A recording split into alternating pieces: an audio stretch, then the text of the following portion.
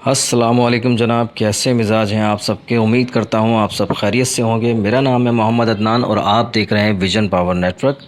आज की वीडियो में हम इंस्टॉल करने जा रहे हैं विरॉन सीरीज़ का 4 किलोवाट जो कि 2024 में रिलीज़ हुआ है, और इसके साथ हम लगाने जा रहे हैं मस्तंग सीरीज़ के 8 सोलर पैनल जो कि बाईफेशियल कैटेगरी में आते हैं। 575 वाट का एक सोलर पैनल है और इसके साथ हम लगाएंगे 8 सोलर पैनल। अगर आपको भी हमारी वीडियोस पसंद आती हैं तो यूट्यूब चैनल को सब्सक्राइब करें, वीडियो को लाइक करें। और अब हम चलते हैं अपनी इंस्टॉलेशन की तरफ। अब मैं आपको ये बता दूं कि अगर आप कराची में रहते हैं और अगर इंस्टॉलेशन कराना चाहते हैं तो हमारे दिए गए नंबर्स पर रब्ता कर सकते हैं। तमाम टीम हमारे पास अवेलेबल है, जिसमें स्ट्रक्चर की टीम अवेलेबल है, अर्थिंग की टीम भी मौजूद है। इंस्टॉलेशन वगैरह जो भी आपने अगर करानी है इलेक्ट्रिकल के हवाले से तो आप हमसे रब्ता कर सकते हैं। ये स्ट्रक्चर जो आप बनते हुए देख रहे हैं, ये स्ट्रक्चर हमने खुद डिज़ाइन किया है 8 सोलर पैनल के लिए। और इसमें जो सामान इस्तेमाल किया गया है वो मैं आपको बता दूं कि इसमें हमने टियर गार्टर का यूज़ किया है गोल राउंड पाइप के साथ। इसको गोल राउंड पाइप लगाया है, सपोर्ट अच्छी खासी दी है इसमें, और 8 सोलर पैनल लगाने हैं हमने इसमें। तो ये कंप्लीट करके आपको एक नज़र दिखाते हैं, उसके बाद इसकी वायरिंग स्टार्ट करते हैं। जी जनाब, सोलर स्ट्रक्चर हमारा रेडी हो चुका है, सोलर पैनल्स हमारे माउंट भी हो चुके हैं। अब मैं आपको एक चीज़ दिखा दूं कि देखिए, सोलर पैनल से दूसरे सोलर पैनल का जो गैप रखा गया है वो तकरीबन 1 इंच के करीब है हवा की क्रॉसिंग के लिए। तो इसका ख्याल रखा करें अगर जहाँ पर भी आप इसको माउंट कर रहे होते हैं। और इसके अलावा जनाब सपोर्ट की बात करें, सपोर्ट भी इसमें अच्छी खासी दी गई है, अच्छा खासा मजबूत तैयार हुआ है ये। और इसके अलावा हमने इस स्ट्रक्चर में इनको एक सीढ़ी भी बना के दी है, और वो सीढ़ी मैं आपको दिखा देता हूँ किस तरह की सीढ़ी है। अगर कभी ये अपने सोलर पैनल्स धोना चाहते हैं, वॉश करना चाहते हैं तो वो इजीली कर सकते हैं। देखिए ये सीढ़ी है, और ये सीढ़ी जो है मूव हो सकती है, रिमूव भी हो सकती है यहाँ से, और आप किसी भी जगह पे लगा सकते हैं। तो अब इसके बाद जनाब इसकी वायरिंग स्टार्ट करते हैं। तो आपको एक नज़र और दिखाते हैं। सबसे पहले हम अनबॉक्सिंग कर लेते हैं अपने इन्वर्टर की। और इन्वर्टर की बात कर लें तो ये विरॉन सीरीज़ का इन्वर्टर है और 4 किलोवाट की कैटेगरी में आता है, और एक अच्छा इन्वर्टर है, और इन्वेस्ट कंपनी का है तो फिर ज़ाहिर सी बात है अच्छा ही होगा। अब अनबॉक्सिंग करते हैं। तो देखें, सबसे पहले इसमें निकलते हैं MC4 कनेक्टर, और MC4 कनेक्टर के साथ हमारे पास ये मैनुअल एक बुक आ जाती है, और मैनुअल बुक के साथ जनाब जो निकलता है वो होता है कम्युनिकेशन केबल, और इसके अलावा एक वारंटी कार्ड। अच्छा, इसमें भी इन्होंने DC की कोई वायर नहीं दी है हमें, तो DC की वायर हमें ख़ुद ही परचेज़ करनी पड़ेगी, जो कि 25 mm की केबल होती है, तो वो ज़ाहिर इसके साथ नहीं आई है। इसका एक लुक आपको मैं दिखा देता हूँ कि किस तरह का लुक है।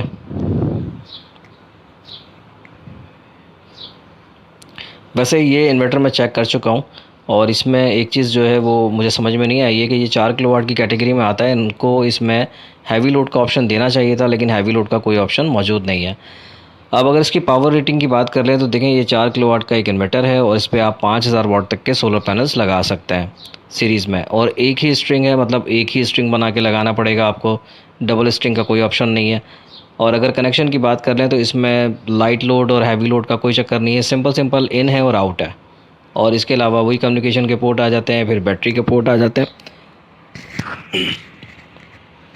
बैटरी के पोर्ट के अलावा जनाब इसमें MC4 2 कनेक्टर लगा के दिए हैं इन्होंने, और बाकी और कोई ऐसी ख़ास चीज़ नहीं है। एक नज़र मैं आपको और इसका फ़ाइनल लुक चेक करवा देता हूँ, और उसके बाद फिर हम अपनी वायरिंग स्टार्ट करते हैं। फिर आपको दिखाते हैं कि वायरिंग इसकी किस तरह से की गई है।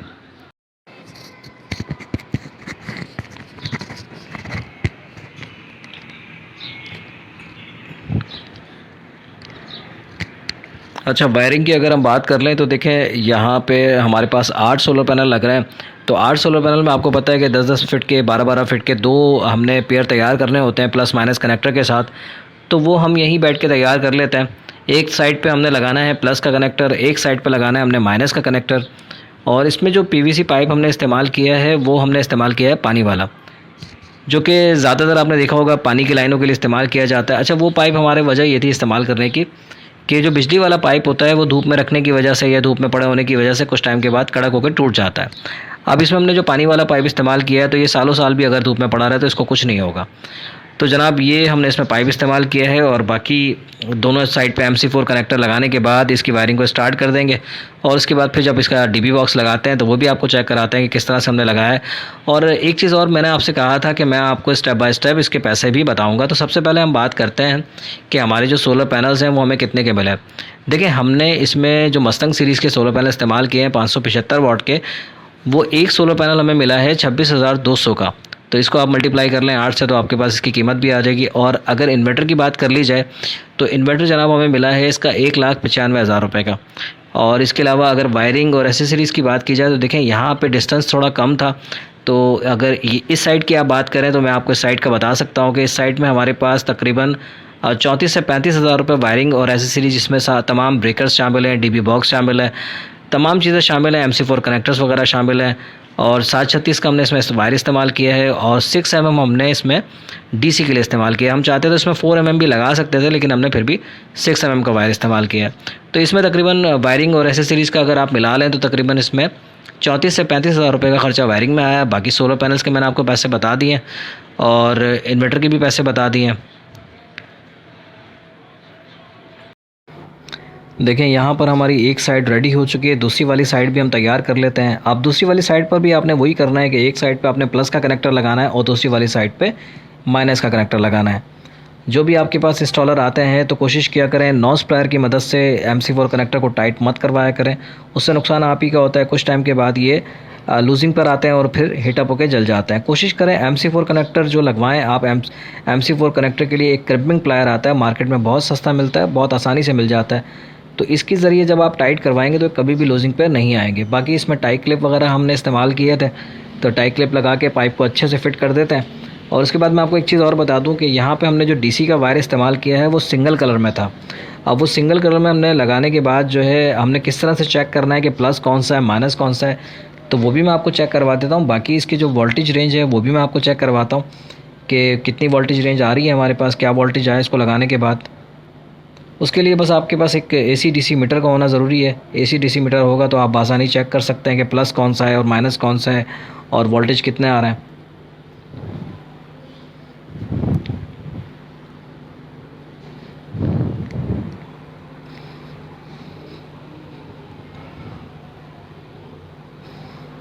देखें ये हमारे पास एक AC DC मीटर है और यूनिटी का मीटर है। इससे हम चेक करते हैं कि हमारा प्लस कौन सा था, माइनस कौन सा था। कोई भी रैंडम आप वायर ले लें और उसके बाद आप इसको, जो इसकी लीड्स आप देख रहे हैं, ये लगा के चेक करेंगे तो इसमें माइनस में रेटिंग आ जाएगी। अगर मिसाल माइनस में रेटिंग आ जाती है तो आपने वायर को पलट के लगाना है। जब आप वायर को पलट के लगाएंगे तो माइनस वाला जो निशान है ये गायब हो जाएगा और रेटिंग आपकी प्रॉपर मिल जाएगी आपको। जब आपको रेटिंग प्रॉपर मिल जाए तो फिर हाथ के हाथ इसमें आप कोई भी निशानी लगा दें ताकि आपको याद रहे कि प्लस कौन सा है, माइनस कौन सा है। जनाब इसके वोल्टेज की अगर आप बात करें तो ये 8 पैनल लगे हुए हैं, 8 पैनल की स्ट्रिंग है और इसमें तकरीबन वोल्टेज जो मुझे मिले हैं वो 388.6 388.5। ये मैं आपको चेक करवाता हूँ। ये देखें 388.6 388.5 388.4 ये इसका रिज़ल्ट आ रहा है। रिज़ल्ट अच्छा है, बाईफेशियल पैनल है और 575 वाट के हैं।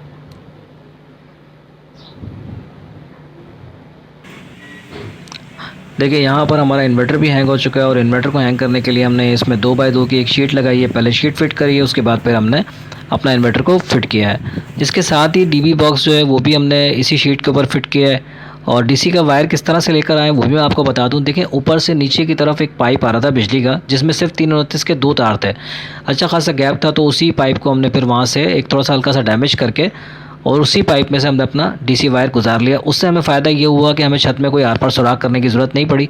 उसी पाइप के ज़रिए हमारा DC का वायर आ गया। वो भी मैं आपको चेक करवा देता हूँ किस तरह से लेकर आए हम। यहाँ पर हमने एक साइड पे ये जो छोटा पीस देख रहे हैं आप, ये 40-40 का है, बाकी ये 1 इंच का पीस है, 1 इंच की चैनल लगी हुई है। अब ये देख लें आप, ये इस तरह से पाइप आ रहा था ऊपर से और यहाँ यहीं से हम अपना DC का वायर लेकर आ गए। इस इन्वर्टर में कोई हैवी लोड का ऑप्शन तो था नहीं, तो हमने लोड को तो मैनेज करना था। लोड को किस तरह से मैनेज किया, इसमें देखें हमारी जो AC की वायरिंग डली हुई थी ना, तो हमने क्या किया कि AC की वायर से ही हमने एक कनेक्शन ले लिया है फ्रिज के लिए। और नीचे जो इनका मेन पैनल लगा हुआ है उस पैनल में हमने एक 102 का एक और सेलेक्टर लगाया है, ताकि अगर ये मैनुअली भी इसको ऑपरेट करना चाहें, मिसाल के तौर पे अगर ये 2 पे कर देते हैं तो दिन के वक्त में इनका फ्रिज और AC दोनों चीज़ें जो है वो सोलर पे आ जाती हैं। और शाम को 4 बजे 5 बजे के बाद उसको वो अगर 1 पे कर लेते हैं तो दोनों चीज़ें बैटरी से हट के डायरेक्ट बाईपास कर जाती हैं कि इलेक्ट्रिक की तरफ चली जाती हैं। ठीक है, और इससे ये फ़ायदा होगा कि बैटरी के ऊपर इनका लोड नहीं आएगा और ख़ासकर AC का लोड नहीं आएगा, फ्रिज का लोड नहीं आएगा। बाकी इनका जो जितना भी लाइट लोड है वो सारा का सारा हमारा उस वक्त तक चलता रहेगा जब तक हमारी बैटरी कि वोल्टेज जो है डाउन नहीं हो जाते। तो ये एक चीज़ है, मैंने कहा ये भी आपको दिखा दूँ। बाकी आपको पता है कि ये वी लगा हुआ है, फिर ये आउट कनेक्शन पे है, फिर ये डीसी का ब्रेकर है। और बाकी इसको टेस्टिंग करते हैं, अभी इसको ऑन करते हैं, फिर आपको टेस्ट करके दिखाते हैं कि क्या रिज़ल्ट है। 102 का एक सेलेक्टर हमने इसमें इस्तेमाल किया है, और इसमें इस्तेमाल करने की वजह ये थी कि बाईपास कनेक्शन के लिए अगर कभी खुदा न खास्ता किसी भी तरह का कोई भी फॉल्ट आ जाता है तो हम अपने सेलेक्टर को मूव करवा सकते हैं और मूव करवा के बाईपास करवा सकते हैं। अब जनाब हमने अपना इन्वर्टर ऑन कर दिया है, ये इसका रिज़ल्ट है पीवी का। और बाकी अभी फ़िलहाल चेकिंग पर्पज़ पे ऑन किया है, बाकी इसको लोड डाल के भी चेक करते हैं कि क्या रिज़ल्ट आता है, तो वो भी आपको इंशाल्लाह चेक कराते हैं। अभी सिस्टम हमारा ऑन है और फ़िलहाल इस पर हमने कोई लोड नहीं डाला है, सिर्फ एक चेकिंग पर्पज़ पे खाली पीवी दे के इसको ऑन किया है।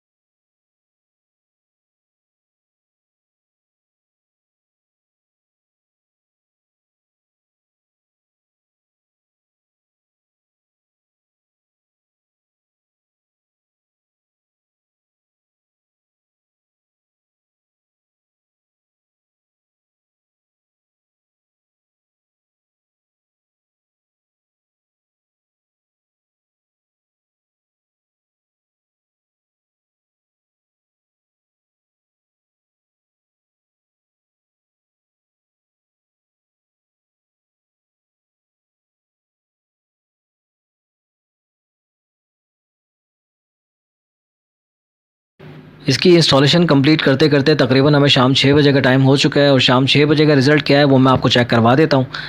इस वक्त अभी पीवी से तकरीबन 295 294 के करीब करीब वोल्टेज आ रहे हैं। जनरेशन की अगर बात करें तो जनरेशन भी अच्छी आ रही है शाम 6 बजे के हिसाब से।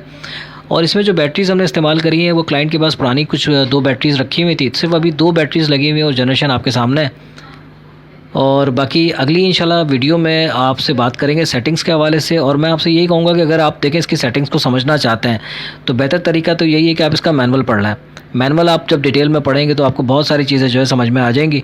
लेकिन फिर भी अगर आप सेटिंग देखना चाहते हैं तो इंशाल्लाह नेक्स्ट वीडियो जो होगी वो सेटिंग्स के ऊपर होगी और बहुत डिटेल में होगी इंशाल्लाह।